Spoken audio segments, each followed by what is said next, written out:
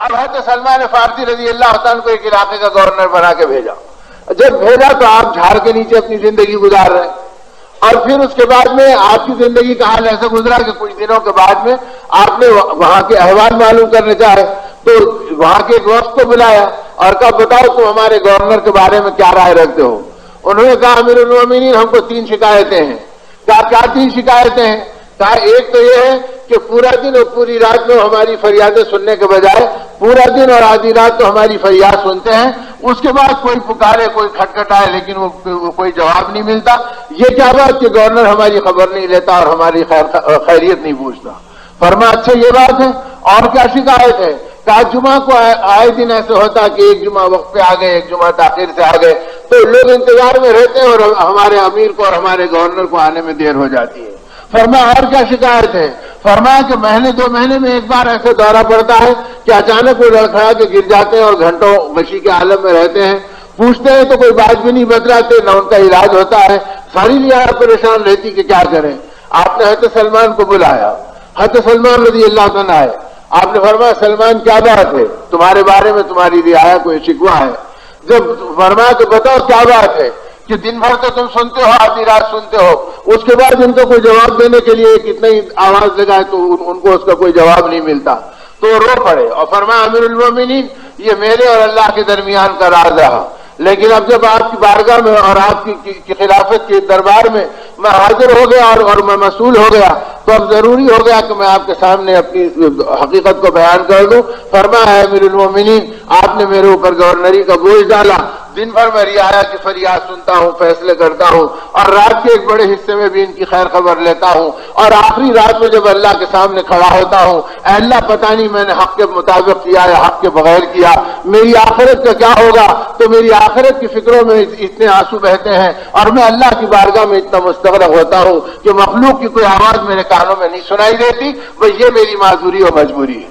تو آپ نے فرمایا اللہ تیرا شکر ہے تو نے میری بصیرت کو ضائع نہیں کیا اور واقعی میں نے ایک اچھے آدمی کو ان کے درمیان میں بھیجا. اب دیکھا تو شکوہ کرنے والے رو رہے تھے اور کہا امیر المومنین ہمیں پتہ نہیں تھا کہ ہمارا امیر اور ہمارا گورنر اتنا خدا ترس ہے اور اتنا اللہ سے ڈر کر اپنی زندگی کو گزارتا. فرمایا آئے ہیں تو آگے کی باتیں بھی بتلا دو کہ یہ کہہ رہے ہیں کہ کسی جمعہ میں وقت پہ آتے کسی جمعہ میں وقت پہ نہیں آتے. فرمایا امیر المومنین اگر کی فریاد زیادہ ہوتی ہے اور ان کے فیصلوں میں زیادہ وقت لگ جاتا ہے تو میرا ایک ہی جوڑا ہے، گورنری سے پہلے بھی ایک ہی جوڑا تھا، اب میں ایک ہی جوڑے پہ اپنی زندگی گزارتا ہوں اور جمعہ کے دن نہاتا ہوں تو اس وقت اسے دھو لیتا ہوں. کبھی داخل سے مجھے غسل کرنے اور دھونے کا وقت آتا ہے تو کپڑے کے سوکھنے میں دیر ہوتی ہے تو مسجد کے آنے میں دیر ہوتی ہے. اب جب یہ کہا تو انہوں نے کہا کہ جس کے قبضے میں بیت المال ہے اور جو سیاہ اور سفید کا مالک ہے اور اس کی زندگی ایسی سادی. اب وہ چیخ اٹھے اور کہا کہ امیر المومنین ہمارے اس گمان کو معاف کر دیجیے، ہمیں اندازہ نہیں تھا، ہم نے آپ کے پوچھنے میں بتایا. آپ نے فرمایا اچھا یہ بھی بتاؤ کہ تمہیں مہینے 15 دن 2 مہینے میں جو بار بار غشی آتی ہے یہ غشی کیوں آتی ہے اور تم کیوں بے ہوش ہو جاتے ہو اور لوگ تمہارے بارے میں علاج چاہتے ہیں تو تم کیوں نہیں توجہ دیتے. تو آپ چپ ہو گئے. جب اصرار کیا کہ سلمان کو کیوں نہیں کہتے تو فرمایا امیر المومنین وہ میری بیماری نہیں ہے بلکہ اٹھے بیٹھے وقفے سے میرے آنکھوں میں کبھی خباب آ جاتے کبھی بلال آ جاتے جن کو ابتدائی اسلام کے زمانے میں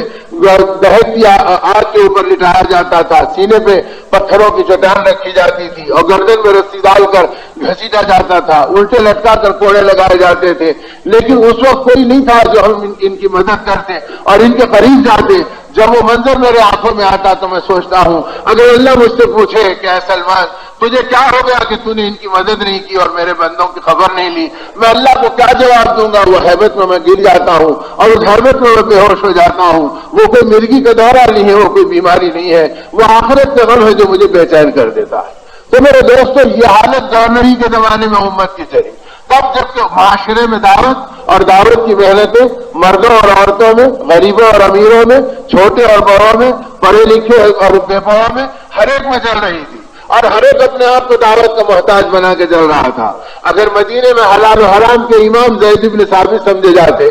اور مفتی مدینہ معاذ بن جبل رضی اللہ تعالیٰ عنہ سمجھے جاتے اور پھر حدیث کے محدثین کے امام ابو ہریرہ سمجھے جاتے رضی اللہ تعالیٰ عنہ اجمعین، لیکن جب دین کے تقاضے ہوتے اور دعوت اللہ کا مطالبہ ہوتے تو ایک صف میں تینوں موجود ہوتے کہ امیر المومنین جہاں چاہے بھیج دیجیے اور ہم دین کی محنت کے لیے تیار ہیں۔ تو ان کے نزدیک نورانی عمل بھی حجاب نہیں بنتے تھے اور یہ چیزیں بھی نہیں بنتی تھی۔ اور جس دن حضرت معاذ کھڑے ہوئے اور کہا کہ مجھے شہادت کی خوشبو آ رہی ہے اور میں شوق شہادت کے لیے آگے جانا چاہتا ہوں، حضرت عمر رضی اللہ عنہ چیخ اٹھے اور ان کی کمر پکڑ کر روکنے لگے اور کہا معاذ اگر تم چلے گئے تو مدینہ یتیم ہو جائے گا، ہم کس سے اپنے فتوے لیں گے اور کس سے ہم مسائل پوچھیں گے۔ حضرت ابوبکر کی خلافت کا زمانہ تھا، حضرت ابوبکر کی خدمت میں گئے رضی اللہ تعالیٰ عنہ اور جا کے کہا کہ امیر کہ اے خلیفہ رسول اللہ معاذ کا یہ جذبہ ہے اور میں چاہتا ہوں کہ ان کو روک لوں۔ تو حضرت ابوبکر رضی اللہ عنہ رو پڑے اور رو کے فرمایا معاذ اگر اس جذبے سے جا رہے ہیں تو ابوبکر کی مجال نہیں کہ ان کو روک سکے، اس لیے کہ یہ ہمارا اصلی کام ہے، اصلی جوہر ہے،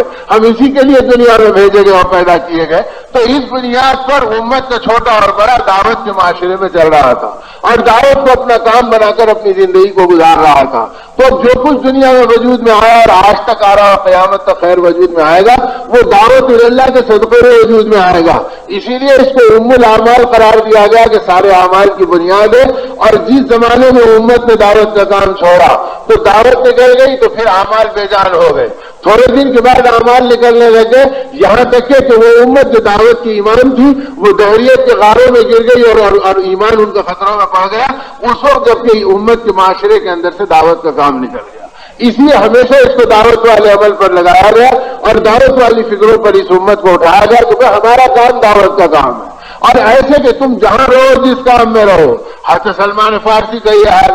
حضرت عامر ابن سعید رضی اللہ تعالیٰ عنہ اب جب یہ بھیجے گئے خلیفہ بنا کر ہمس کے علاقے میں تو ایک عرصہ گزر گیا۔ جب عرصہ گزر گیا تو حضرت عمر کو خیال ہوا کہ یہ عمر ابن سعید کا کیا حال ہے، یہ اپنی جگہ ٹھیک ہے یا پھر کوئی فرق گورنری کے نشے میں آ گیا۔ تو آپ نے وہاں کے علاقے کے لوگوں کو بلایا، ان سے بلا کے فرمایا میں چاہتا ہوں کہ تمہارے علاقوں میں جو مساکین ہیں ان کی فہرست پیش کرو تاکہ ان غریب اور فاقہ زدہ انسانوں کی فہرست میرے پاس آئے اور میں ان کا کوئی بندوبست کرنا ہے تو گورنر کو ہدایت دوں۔ تو جب وہاں کی رعایا کے حلوق نے فہرست بنائی اور حضرت عمر کے سامنے فہرست آئی تو حضرت عمر رضی اللہ تعالیٰ نے چیخ اٹھے اور فرمایا ارے تم لے کے آئے ہیں کہ مساکین اور غربا کی فہرست میں پہلا نام تمہارے گورنر کا لکھا ہوا ہے، تو کیا تمہارا گورنر مساکین کی فہرست میں ہوتا؟ فرمایا اے امیر المومنین ہمارا گورنر سے بڑھ کے ہمارے پاس کوئی اور مسکین نہیں ہے، وہ سب سے زیادہ مسکین ہے، اس کا حال ہے کہ ہم سب کو ترس آتا ہے لیکن کبھی وہ کسی چیز کو راحت کو قبول کرنے تیار نہیں۔ تو آپ نے فرمایا اللہ کیسے تیرے نبی کے بندے امتی ہیں اور کیسے تیرے بندے ہیں جو اس طرح کاغذار زندگی گزارتے ہیں کہ جن کے ہاتھوں میں خزانے ہیں، اختیارات ہیں، ملک و ملک ہے، اور ان کی زندگی کی پاس بازی کا حال یہ ہے کہ مسکینوں کی فہرست میں پہلا نام ان کا ہے تو گورنری کے مسلک پہ بیٹھے ہیں اور مساکین کے زمرے میں شامل ہو رہے ہیں۔ اور ان کے ذہن میں تھا کہ آقا نے فرمایا تھا اور دعا کی تھی اللہم احیینی مسکینا وامیتنی مسکینا واحشرنی فی زمرۃ المساکین، اے اللہ تو مجھے زندہ رکھ تو مسکینوں میں رکھ، تو مجھے دنیا سے اٹھا تو مساکین کی طرح اٹھا، اور قیامت کے دن تو مجھے مسکینوں کے زمرے میں شمار فرما۔ تو اب صحابہ خوش ہوتے تھے کہ